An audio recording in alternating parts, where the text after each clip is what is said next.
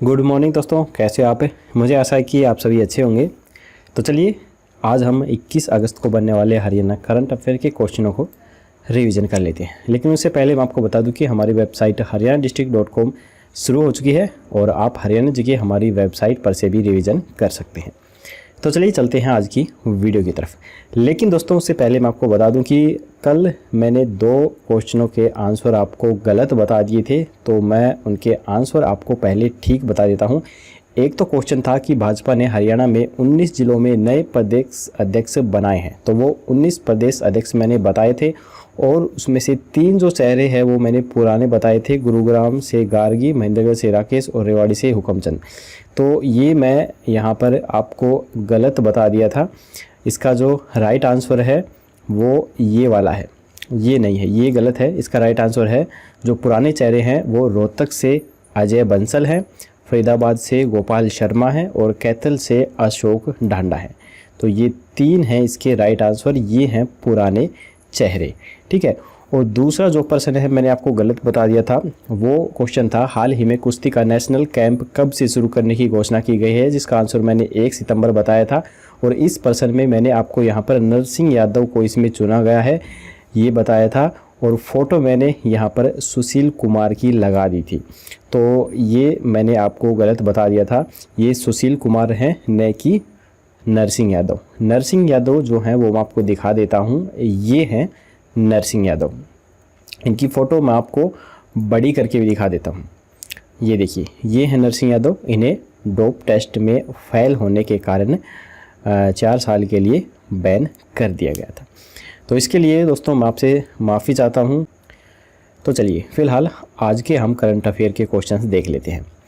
स्वच्छता सर्वेक्षण 2020 के 5वें संस्करण में हरियाणा का कौन सा जिला 17वें स्थान पर रहा है? तो ये रहा है करनाल जिला। प्रधानमंत्री नरेंद्र मोदी ने गुरुवार को वीडियो कॉन्फ्रेंसिंग के जरिए स्वच्छता सर्वेक्षण 2020 का 5वां संस्करण जारी किया है। इसी सूची में टॉप 10 में हरियाणा का कोई भी जिला शामिल नहीं हुआ है। 1 से 10 लाख तक की आबादी वाली सूची में हरियाणा का करनाल शहर 17वें स्थान पर रखा गया है।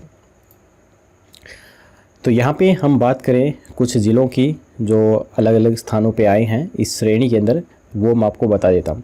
रोहतक 35वें स्थान पर आया है, रेवाड़ी 118वें स्थान पर आया है, अम्बाला 120वें, यमुनानगर 147वें, पानीपत 160वें, पंचकुला 56वें, गुरुग्राम 62वें, सोनीपत 103वें और हिसार 105वें स्थान पर इस श्रेणी में आए हैं।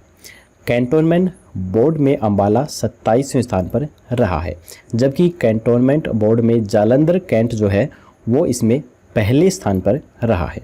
स्वच्छता की स्टेट रैंकिंग में 100 से कम अर्बन लोकल बॉडीज़ वाले राज्यों में हरियाणा दूसरे स्थान पर रहा है।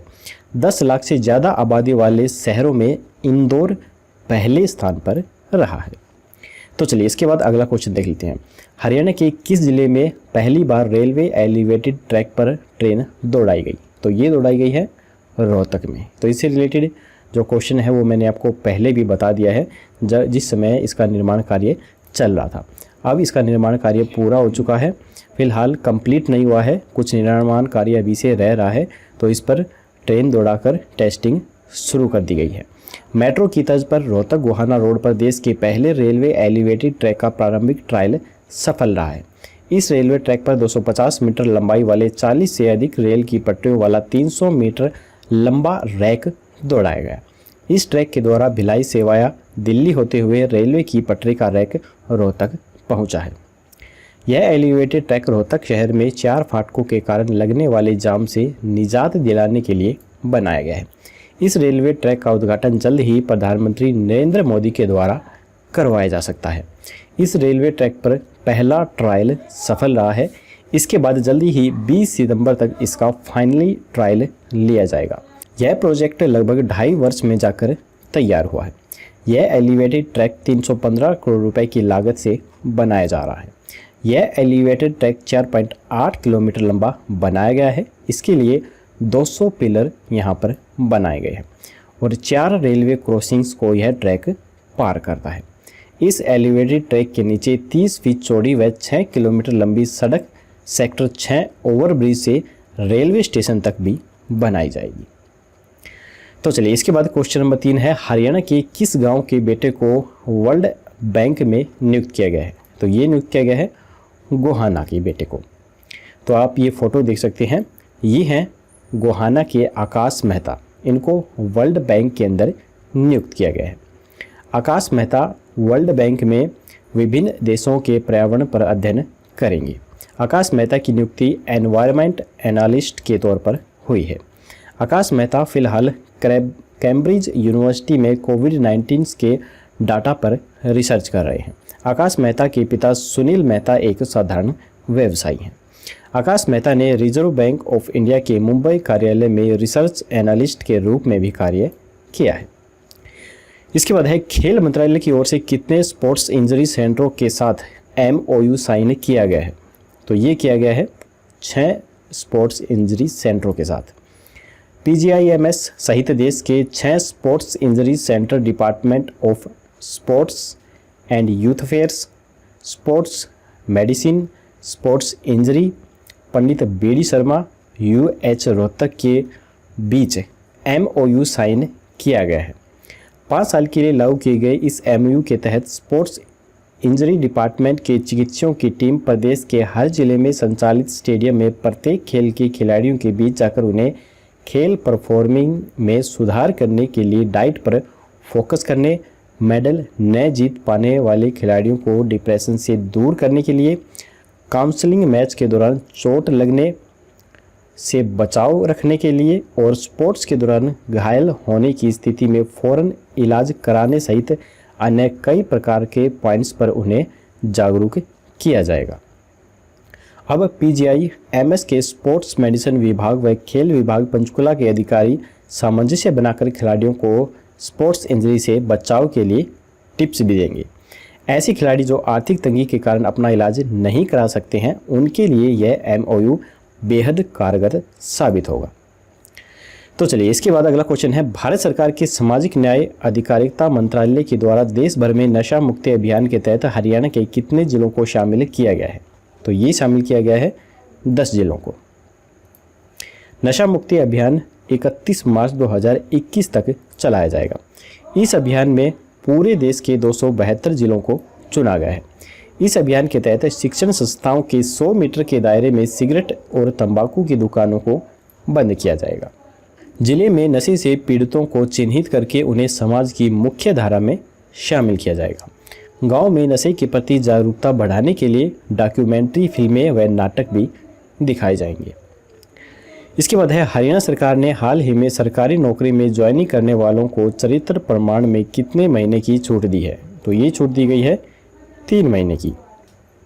हरियाणा पब्लिक सर्विस कमीशन और हरियाणा स्टाफ सिलेक्शन कमीशन की ओर से की जाने वाली भर्ती पूरी होने पर अब विभागों में ज्वाइनिंग्स पर तत्काल चरित्र प्रमाण पत्र जरूरी नहीं होगा।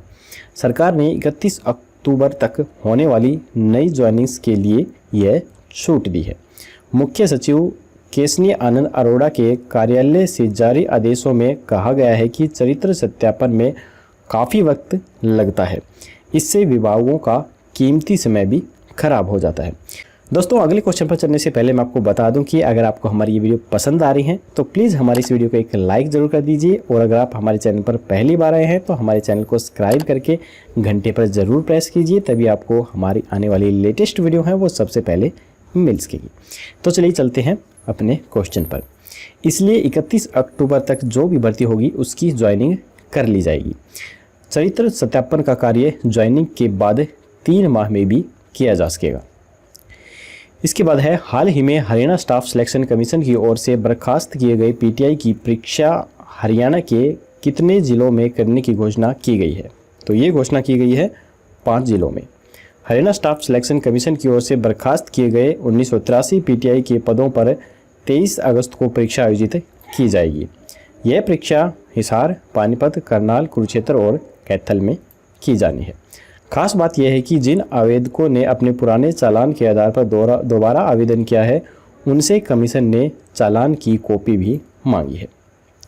इसके बाद है, हरियाणा की किस यूनिवर्सिटी ने Atal ranking of institutions on innovations and achievements में छठे से 25वें रैंक बैंड में अपना स्थान बनाया है। तो ये बनाया है जीजेयू यूनिवर्सिटी ने।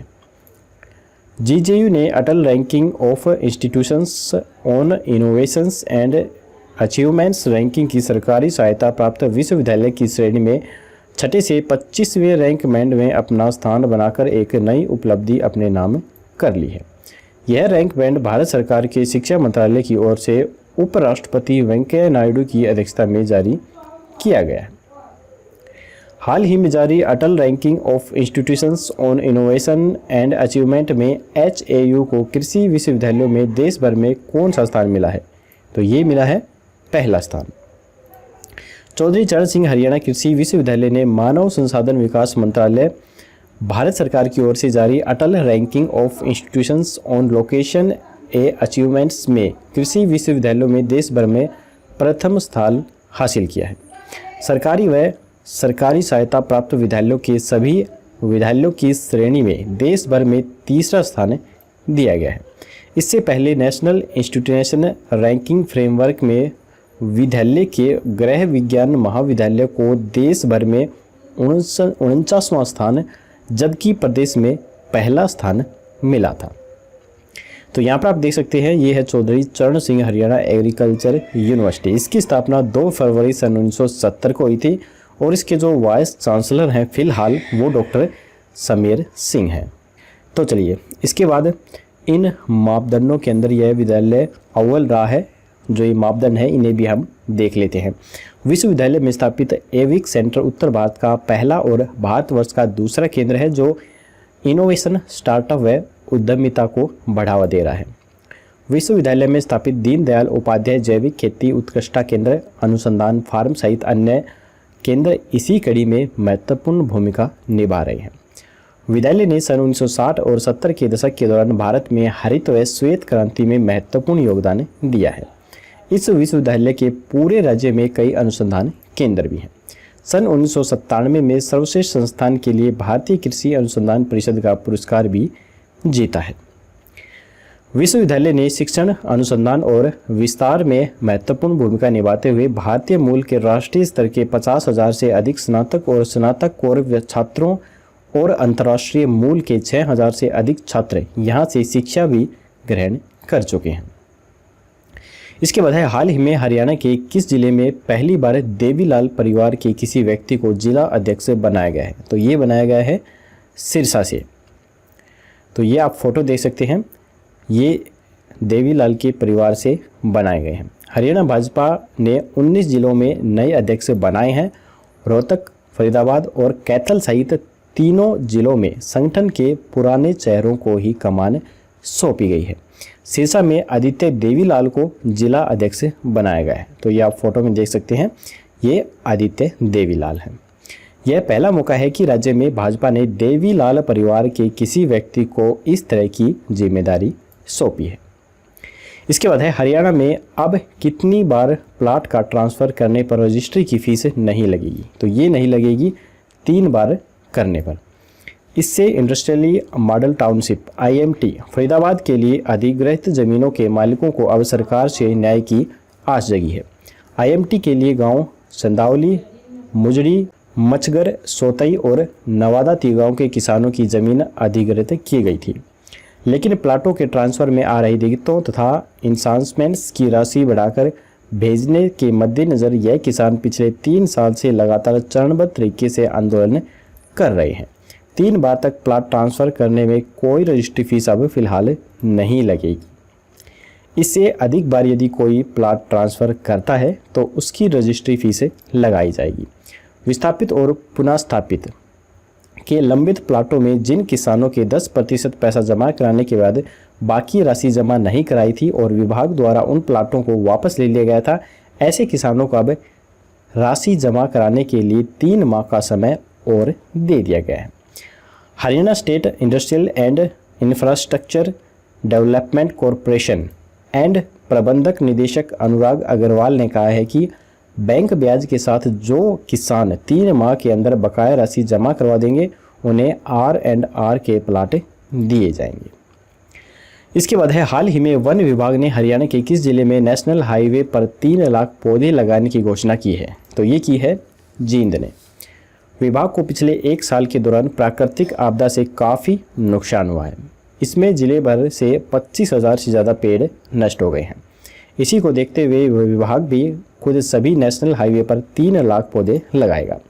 जिले में बढ़ते प्रदूषण के स्तर को देखते हुए विभाग ने 3.5 करोड़ रुपए से अधिक बजट से 7,70,000 पौधे तैयार किए हैं। सभी पौधे फलदार और छायादार पौधे हैं। इन पौधों को विभाग सामाजिक संस्थाओं व स्कूलों में वितरित करेगा। इस प्रकार पौधरोपण के लिए वन विभाग ने जिले भर में सभी पंचायतों का भी सहयोग मांगा है, जिससे अधिक से अधिक पौधे रोपित किए जा सकें। 1,83,000 पौधे पंचायतों को और 1 लाख पौधे 6ठी से 12वीं कक्षा के प्रत्येक बच्चों को दिए जाएंगे। तो ये तो दोस्तों आज के हरियाणा के करंट अफेयर। अब हम कल का क्वेश्चन देख लेते हैं। कल हमने आपसे पूछा था पिछले 2 साल में वन क्षेत्र को बढ़ाने के मामले में प्रदेश का कौन सा जिला प्रथम स्थान पर रहा है? तो इसका जो राइट आंसर वो है महेंद्रगढ़ जिला प्रथम स्थान पर रहा है। फॉरेस्ट सर्वे ऑफ इंडिया की रिपोर्ट के मुताबिक महेंद्रगढ़ में 2 साल में 4.29 स्क्वायर किलोमीटर वन क्षेत्र बढ़ा है। महेंद्रगढ़ में वर्ष 2017 में 99 स्क्वायर किलोमीटर वन क्षेत्र था, जो कि अब 103.29 हो गया है, जबकि 1.9 स्क्वायर किलोमीटर वन क्षेत्र बढ़ाकर दूसरे स्थान पर झज्जर जिला है। तो चलिए अब हम देख लेते हैं आज का क्वेश्चन। आज का क्वेश्चन है हाल ही में हरियाणा सरकार ने किस जिले को सीएम फ्लाइंग की सीधी निगरानी में रखने का फैसला लिया है? तो यहाँ पर 4 ऑप्शन है, सिरसा, सोनीपत, पंचकुला और महेंद्रगढ़। आपको राइट आंसर हमें बताना है कि इसका राइट आंसर क्या हो सकता है। तो चलिए दोस्तों आज की वीडियो यहीं पर ख़त्म होती है। अगर आपको वीडियो पसंद आई तो अभी के अभी हमारे इस वीडियो को एक लाइक ज़रूर कर दीजिए, और अगर आप हमारे चैनल पर नए हैं तो हमारे चैनल को सब्सक्राइब करना बिल्कुल मत भूलिए। तो चलिए कल मिलेंगे ऐसी ही कोई नई वीडियो के साथ। तब तक के लिए जय हिंद, जय भारत।